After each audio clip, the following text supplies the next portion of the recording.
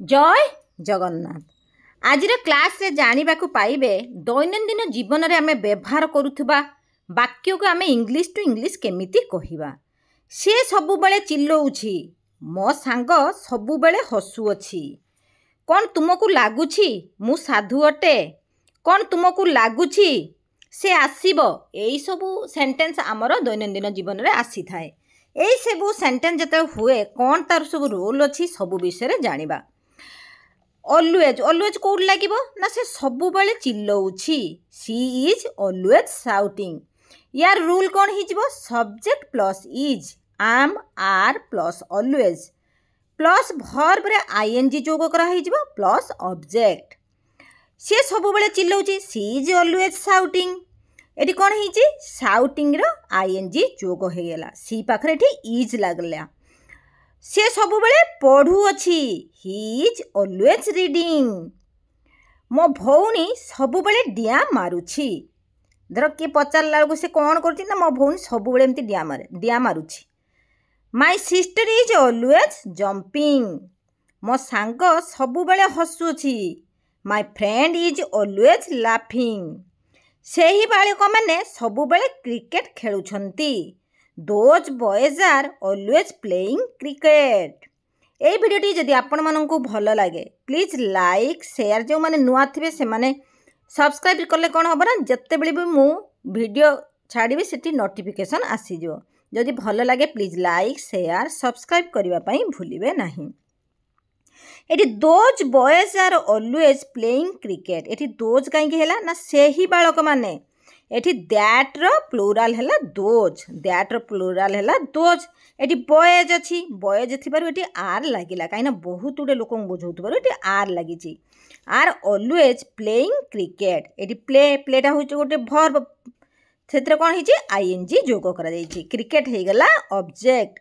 से सबु बेले इंग्रजी कहू अछि। He is always speaking English. मो भाई सबु बेले खाऊ अछि। My brother is always eating food. मो भौणी सबु बेले टीवी देखु अछि। My sister is always watching TV.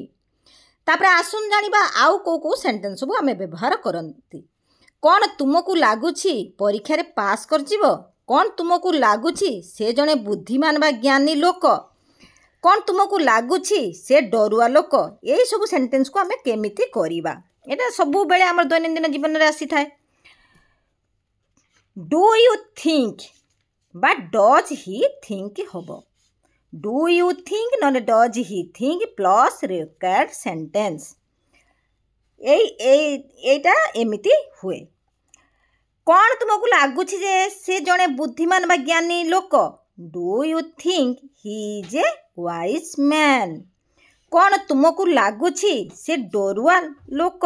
Do you think he is teemed. Teemed माने कौन ना डरुआ लोक जो मैंने भयभीत होता कहती, जो मैंने डरी जाती डरुआ लोक को टीम्ड कहती। कौन तुमको लागुछि मु साधु अटे? Do you think I am honest. कौन तुमको लागुछि से आसीबो? Do you think she will come. कौन ताकू एमिति लागुछि? कौन तांकू एमिति लागुछि मु मिछ कहूछि? Does he think I am telling lie. आमे बाहरिबा दरकार। कौन तांकू लागुछि? Does he think we should leave now. एठी डज काहेकि लागुछि ना ही अथिबारु एठी डज लागिला। एठी शुड हे गेला। कौन तांकू लागुछि? एठी वी शुड लीव नाउ। आ एठी कोन हिची? आई सी विल कम। एठी काई ना भविष्यत को बुझौतबारु एठी सी पाखरे विल लागिला। कौन तुमको लागुछि से आसीबो? Do you think she will come. तापर आसुन जानिबा it is no use plus verb रे आईएनजी जोग प्लस ऑब्जेक्ट। एटा काहार रूल ना को सेंटेंस रूल ना पैसा खर्च करिवार कोनोसी लाभ नाही। सेठाकू जाई किछि लाभ नाही। सेमानंक सहित जुक्ति करी किछि लाभ नाही। एई भलिया सेंटेंस आसिले आमे केमिति इंग्लिश रे कहिबा? पैसा खर्च करिवार कोनोसी लाभ नाही। It is no use spending money. सेठाकू जाई किछि लाभ नाही। It is no use going there. ସେମାନଙ୍କ ସହିତ ଯୁକ୍ତି କରି କିଛି ଲାଭ ନାହିଁ।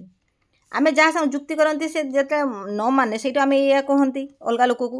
It is no use arguing with them. ତାକୁ ମାରି କିଛି ଲାଭ ନାହିଁ। It is no use beating him. ତାଙ୍କୁ ବୁଝେଇକି କିଛି ଲାଭ ନାହିଁ। It is no use making him understand. Understand ମାନେ ହେଲା ବୁଝେଇବା। ମେକିଂ ଏଠି ଲାଗୁଛି କାହିଁକିନା ତାକୁ ବୁଝେଇକି କିଛି ଲାଭ ନାହିଁ। ସେ ବୁଝୁଥିବନି, ସେଇ ଜାଗାରେ ଆମେ କ'ଣ କହିବା? It is no use making him understand.